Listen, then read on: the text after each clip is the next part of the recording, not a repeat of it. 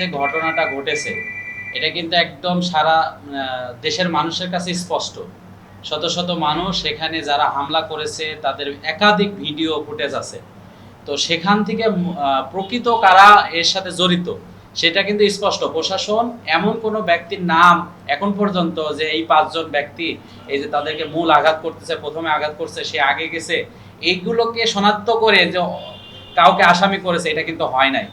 একদম গায়েবীভাবে শুধুমাত্র রাজনৈতিক উদ্দেশ্য হাসিলের জন্য, বিরোধী দলকে দমনের জন্য, বিরোধী দলের নেতাকর্মীদের নামে এখানে মামলা করা হয়েছে।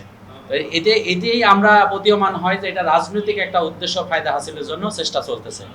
আমরা চাই, প্রশাসনের কাছে আহ্বান করতে চাই যে এখানে শত শত ভিডিও আছে, এই ভিডিওগুলো দেখে কারা আঘাত করেছে তাদের ছবি আছে, তারা ওখানে স্থানীয়, তারা ওই এলাকারই মানুষ।